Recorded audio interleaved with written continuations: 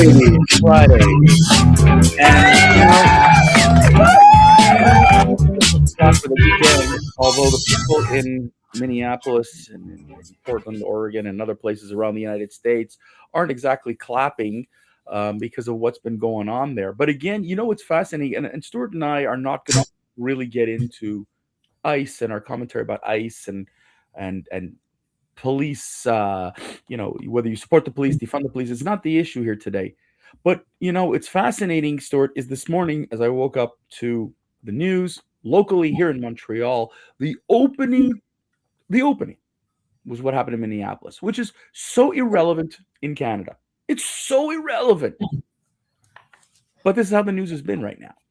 The positioning on liberal news, you could tell based on, without even listening to the call letters, which TV station, which newspaper, if you hit it all just by the way they frame a story or ignore stories or position a story, you know exactly where they stand. Neutrality is non-existent. And because of this, because of the fact that so many media houses now are trying to pivot a little bit here and there, when a journalist isn't happy, guess what they do?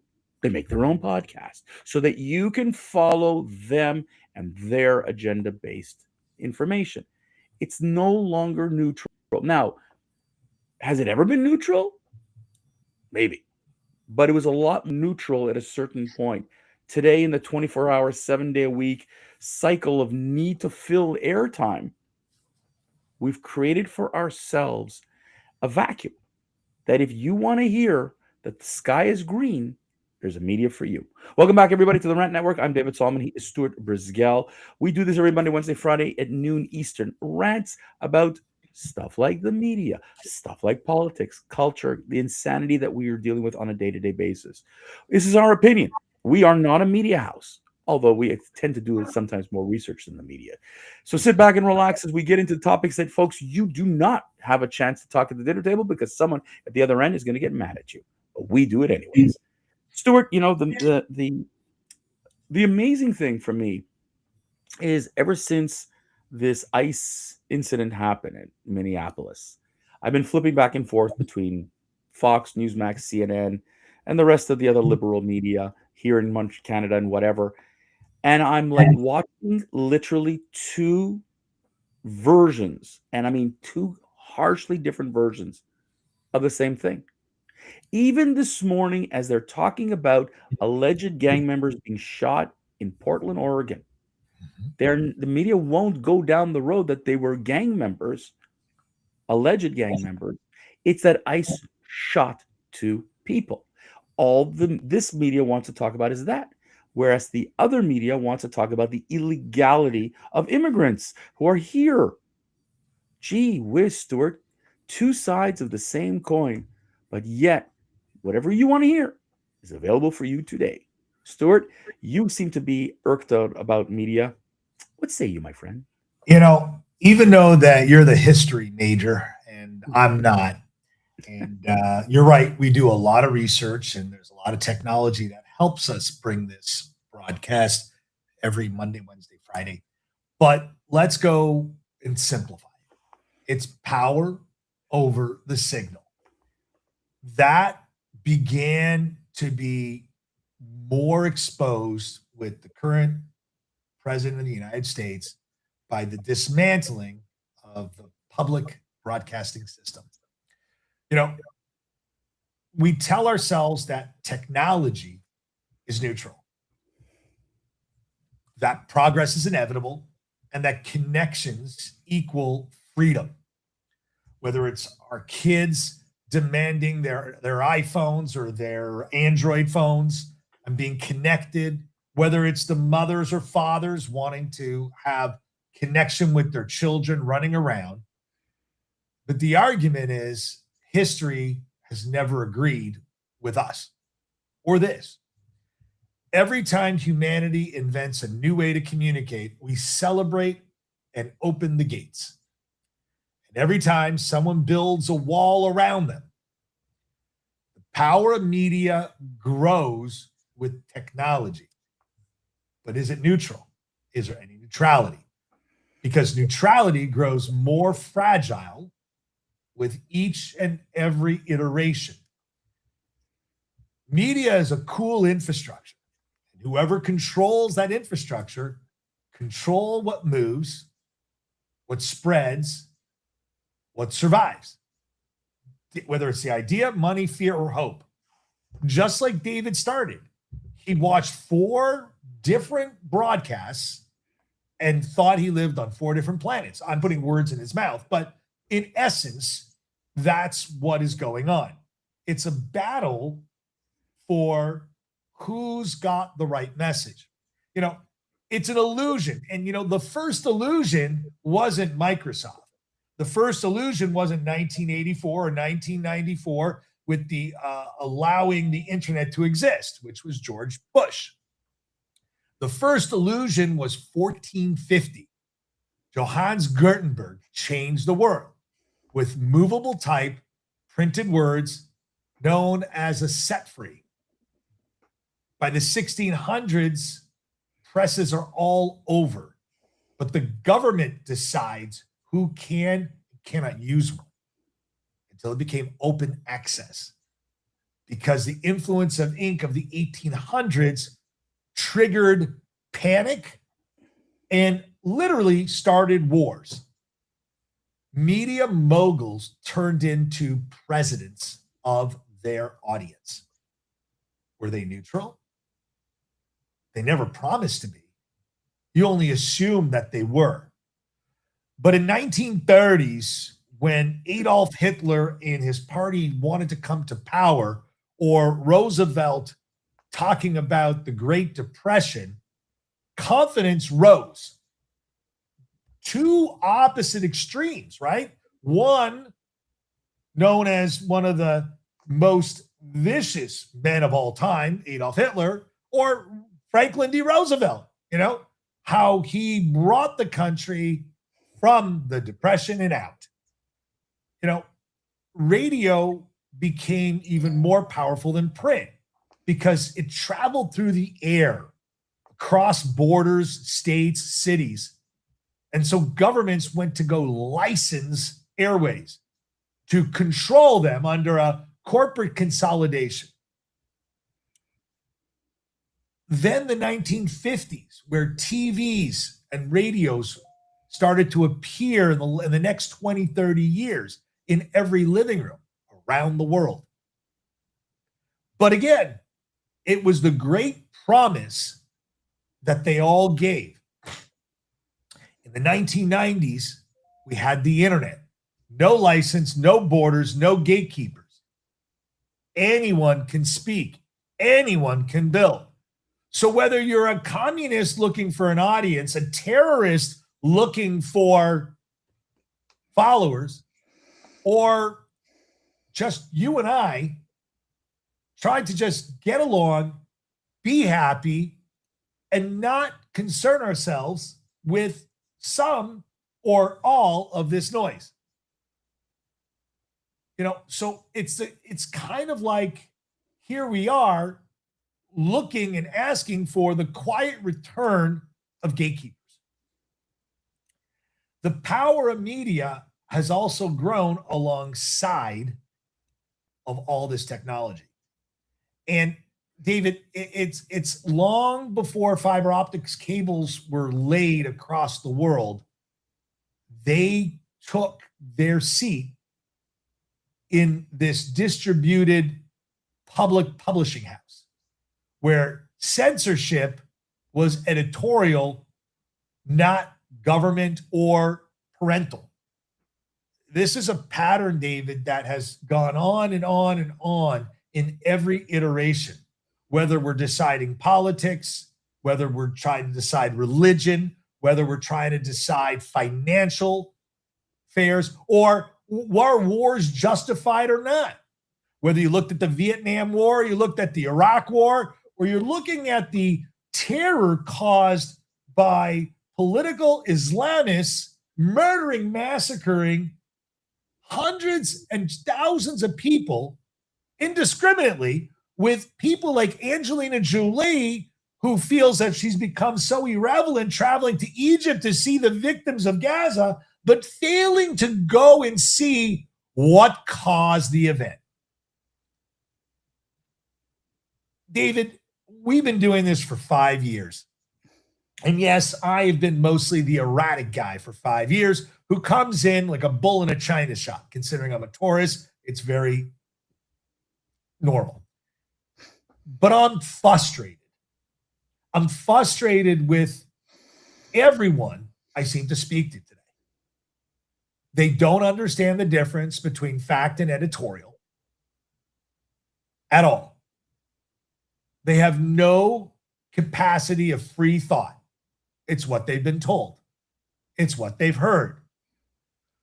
Politicians like our sweetheart Texan who calls for violence in the streets, spews lies like AOC, and they have absolutely no consequences. The net neutrality debate isn't going to be decided between you and me, Dave, because clearly there's got to be consequences to all these actions that these people take. I'm very frustrated today, David. I'm sorry for ranting for nearly 10 But minutes. Stuart, you hit. Listen, I think let's talk about reality. Human beings don't like to be proven wrong, and human beings want to be part of a community, right? And community isn't just going to your church or synagogue. It doesn't mean living in a geography. It's also thought. You want to be the outlier? We've seen in history what happens to outliers, right, Stuart? From Galileo and on. If you are not part of the group think, you're an outsider, an outlier. That people will do things to you. And so people don't want to be isolated. So once upon a time, and I worked in a newspaper, so I could say this, journalism had an ethic, had a code. You had a story, you needed two sources, two credible sources. You couldn't report it. Editors had a code, but they still had a guideline.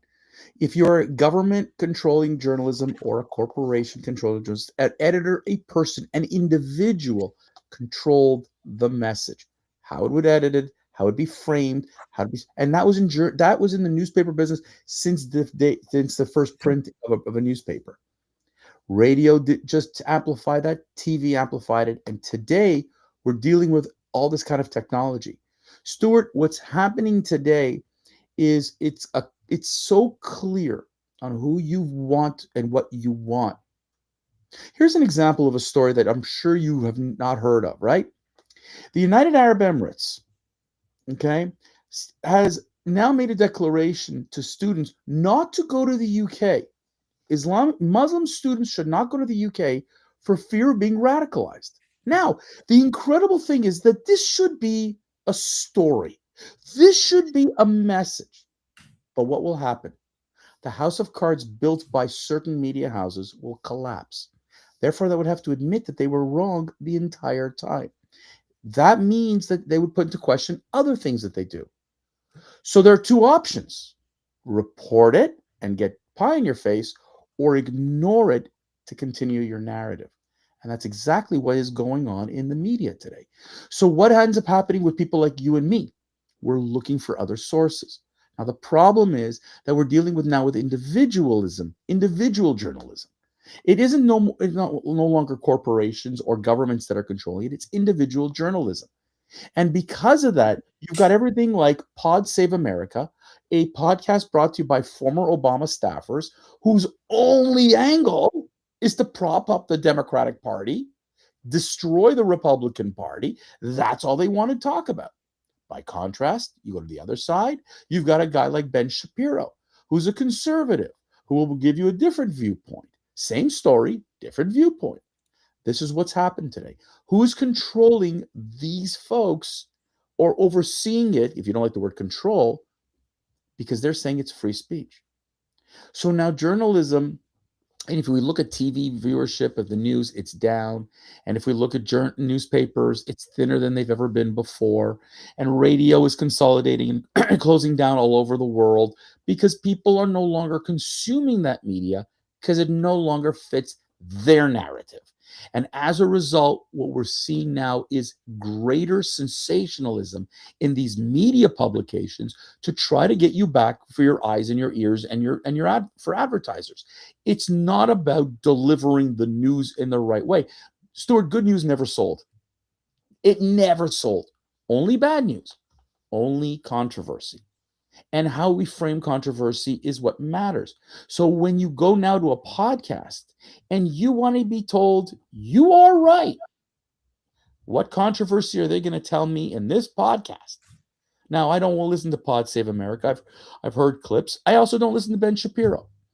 Okay? Because I don't need those feeds to tell me how to think, what to think. I do my own homework, but unfortunately, others do not. And so when I get a feed from a reliable source this morning saying, look what's happening in the UAE, I know I've relied on that source, and all of a sudden, that's okay.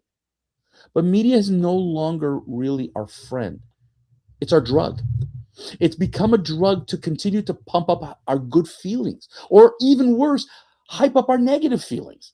Because the hate towards the Trump administration can only be amplified if I stoke that fire. And like a drug, we're consuming that to, to enrage us. And when you wake up in on a Friday morning, Stuart, and you hear ICE is bad, defy ICE, defund the police again, marches, march again, without telling you what happened, why it happened, that stokes what the media wants. Now you're going to watch more. I used to joke, Stuart, about CNN was the airplane crash new TV station because that sensationalism.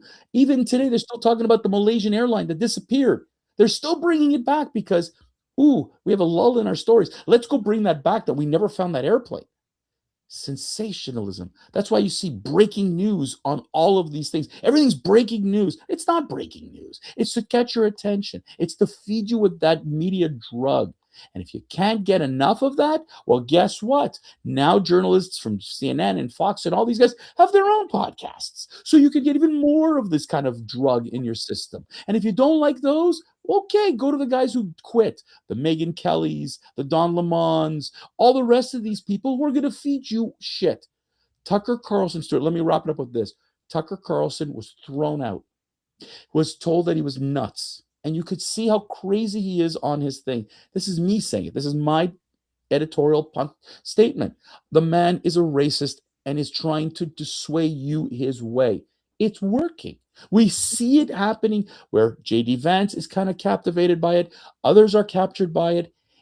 And Candace Owens and all these other ones. Stuart, these are former media people who recognize the power of this drug. That if I catch you, I've got you. And now I'm going to feed your head with the shit that I want you to believe in.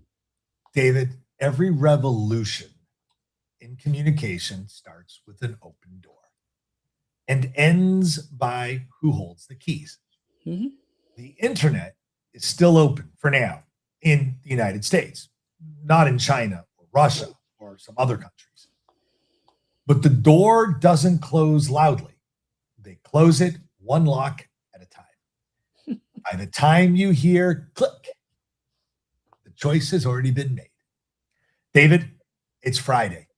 It's time to send them all home. Lord, I'm gonna just wrap it up with this. When you and I have talked a lot about what's going on in Gaza and in Ukraine and in other places.